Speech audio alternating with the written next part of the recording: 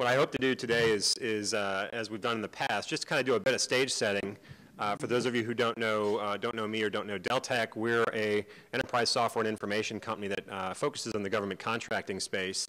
And in the information part of our business, which is the piece for federal information, state and local information products that I'm responsible for, we produce research and analysis about federal contracting and the trends that are taking place in this sector of the market.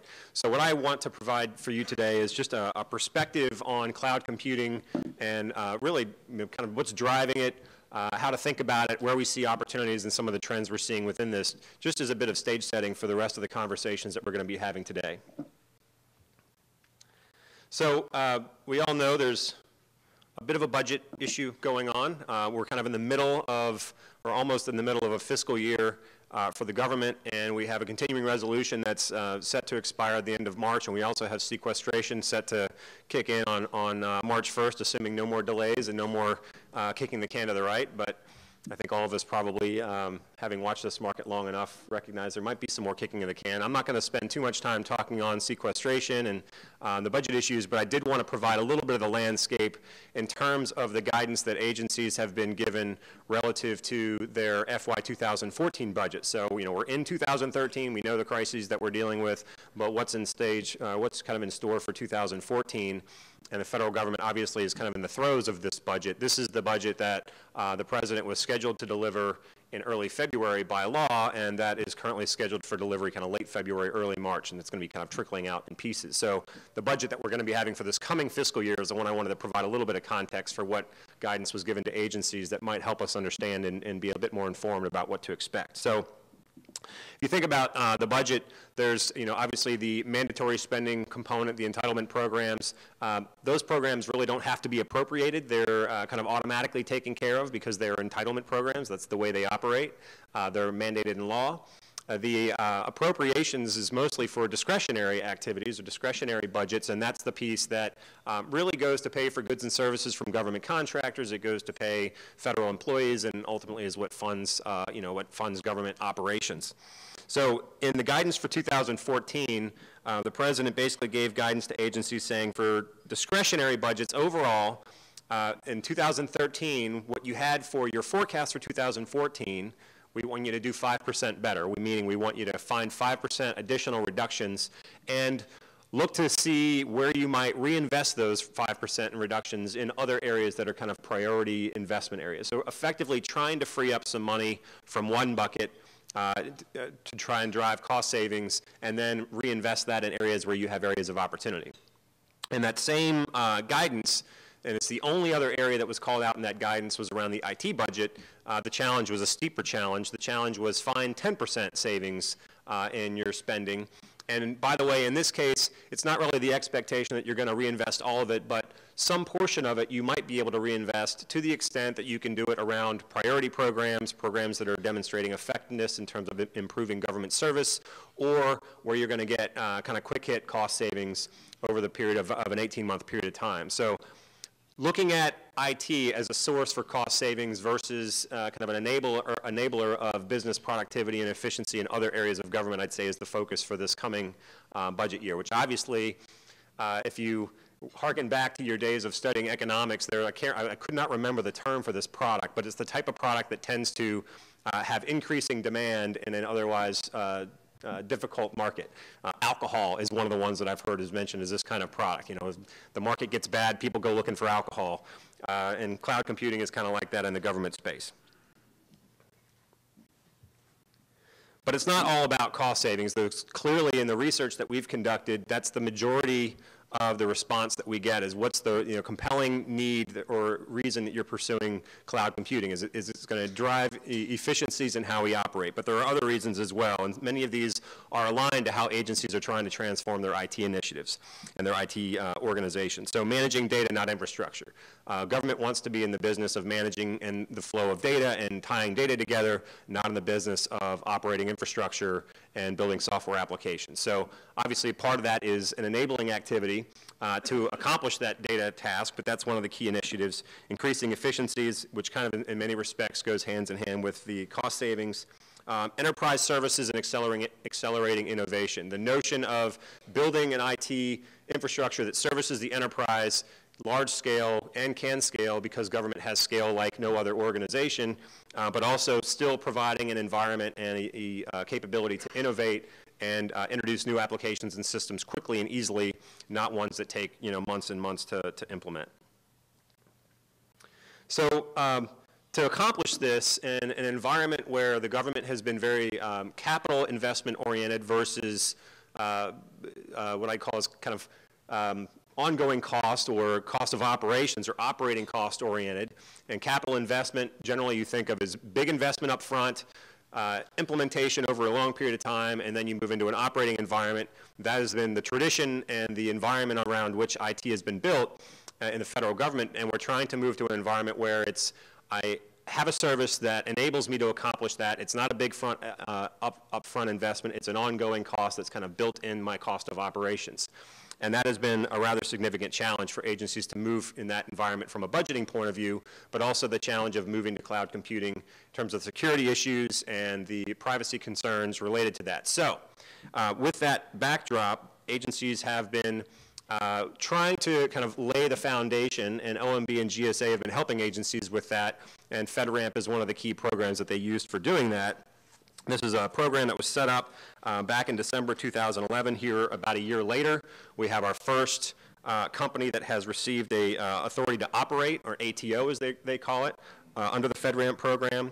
And then just in January 31st, we had the second company that was added, but there's 78 applications awaiting kind of processing in that. So it's taking a while to get this program ramped up, and obviously the benefit of it ultimately will be allowing agencies to adopt cloud computing capabilities from companies that have already had their systems authorized to operate in this environment and meet the requirements of federal security standards.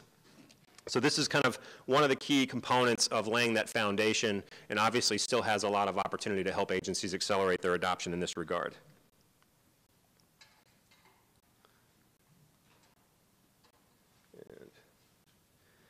So just talking briefly about, one of the major trends you're going to be hearing more about, we haven't heard too much about, but there's been some noise about this in terms of policies that have come out as well as RFIs that agencies have released, is the notion of cloud brokerage services. So cloud brokerage is much like you'd expect, an agent that sits between the supplier and the consumer to help them make the connections, in some cases providing value-added services around those cloud services. And this cloud brokerage service is something that agencies and industry have been talking about to try to figure out what's the role of a cloud services broker inside of the federal environment.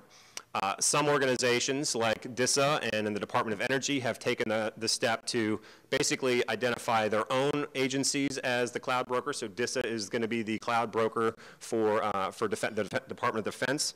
GSA has taken a different tack. They've released an RFI basically asking for information from industry about how industry might kind of play a role in cloud brokerage for other agencies. So this is something that could be privatized or could be done inside of government. We have to wait and see, but I think something we're going to be hearing a lot about as we find agencies trying to find ways to accelerate adoption and ease the purchasing aspects of this. So now I want to talk about the opportunity environment. So we track in Gov1IQ, that's the research product that we provide to companies to really help them with their business development activities. We track over 12,000 active opportunities or procurements that the government is either planning or in the process of procuring. And we mine that database to get an idea of what we're seeing from the point of view of purchasing or acquisitions that involve cloud computing. And as you can see, we've seen a pretty significant increase in the procurement trends in this area.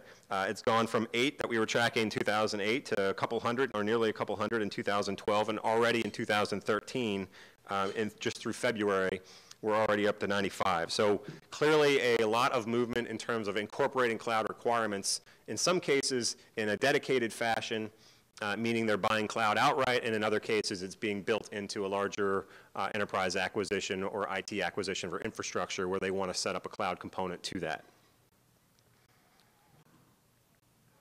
So I thought I'd talk a little bit about some of the types of opportunities that we're seeing in this space. I don't think my clicker is working. Maybe you can go to the next slide for me. Thank you. So I tried to break down those opportunities into the types of buckets that, that might kind of give you a sense for what's really being procured. And I color-coded these by year, so you can see the dark blue bar, what we saw procured in 2010, the medium bar, and then the light bar for 2011 and 2012. The mainstays that we've seen since the, kind of the beginning of when we started tracking this process are in the traditional areas that you'd expect, primarily software as a service, email and collaboration activities, in some cases communications around hosting and management of these infrastructures. And then in the applications area, this is really a collection of things that are business applications, whether it be case management or incident tracking, emergency response. In some cases, it's patient and healthcare related activities, but it's effectively record management and tracking of records through a process, whatever those records might be. But you'll look on the next slide, you can see some of the new and emerging areas that we hadn't seen a few years ago that we're starting to see more of now around analytics and around cybersecurity and around data collection and geospatial applications and mobile, things that are kind of new applications of cloud computing in new areas that we hadn't seen in the past that are starting to emerge. And it's going to be interesting to see how these trends evolve and to what extent these start to come together. But I think it's interesting to just kind of get a sense for how this trend has evolved and the types of things that are being, that cloud computing is being applied to is really starting to permeate a lot of different areas of application, not just the traditional ones. So I wanted to identify kind of three broad types of opportunities that we've seen. Many of them are consulting related. In the first case, cloud strategy development. So this is, I made mention of this DISA Cloud Service Broker initiative. They've released some plans to procure something in this regard to get some assistance with setting up a brokerage environment for them. So that's kind of what I would put in the category of we're trying to figure out how to make this work. We're pursuing industry's feedback on this, and at some point there might be some acquisition that comes out of it. There might not be an acquisition that comes out of it, but it's all in the figuring out of how that's going to work. The next, cloud enabling, so making an IT infrastructure that's not cloud supported today, enabled to support cloud, not necessarily replacing what's there, but adding to it. So you think about a federal data center. I think about it as the way that we used to buy movies or rent movies, right? You used to go to Blockbuster, you'd go out, you'd rent it, and then you had to bring it back the next day, and then we moved to Netflix, where you're still getting the same benefit. You're still getting a movie that you can watch, but you're not going out to the store anymore. It's just a different way of buying the same thing that we've always bought. And federal data centers, particularly the ones that are the bigger ones that are providing services to other agencies, are looking at how they can provide cloud services to their customers that were buying it in a more traditional way before. And then lastly, the pure cloud, what you might expect is kind of taking the step of buying an individual case management system that is software as a service, provided and supported that way, probably some light implementation costs up front, but for the most part you're paying for the number of users per year on a services-based agreement. It's not going to get captured in operating cost. So I just want to provide, those are kind of the profile of the opportunities that we're seeing in the databases. We kind of try to put them in buckets. Slide for me. So from a forecast point of view, just to wrap up, we still have just scratched the surface, I think, in terms of the dollars that are spent here. Frankly, in this market, there's not many areas that you find that are growing double digit. In the case of cloud services, we think it's growing 30% plus, which is a pretty significant growth in a market that's otherwise flat, if not declining a bit. But it's really a matter of seeing agencies kind of rejigger, reshuffle the way they're spending their money and moving it. So it's effectively market share being taken by cloud services companies away from the traditional players. Today, it's about $1 billion market, just under $1 billion, but we're projecting it to grow to about $3 billion over the course of the next few years. And you can see kind of the three categories that we look at: software as a service, infrastructure as a service, and platform as a service, and the three components that they make up, with platform as a service being the smallest, but in our estimation being the fastest growing.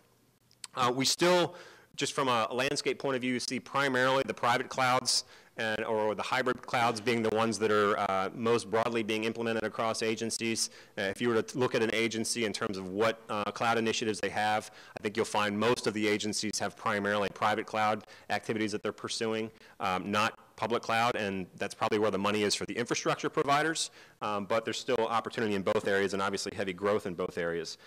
In most cases, we're seeing fiscal necessity drive this more than anything else, particularly on the infrastructure side, where agencies are being challenged again with 10% reductions in their IT budget. How can they accomplish that? They have to really rethink the way they're operating their IT environments, and certainly cloud computing is one of the key ways of doing that. But we do still have some inhibitors in terms of the adoption, one related to where we are with FedRAMP and not quite having as many companies available for agencies to purchase from relative to the ATOs that we talked about. So that, as that gets worked through, I think we're going to see the adoption accelerate, and that provides opportunities for companies as well, and a promise of kind of growth in this space. So.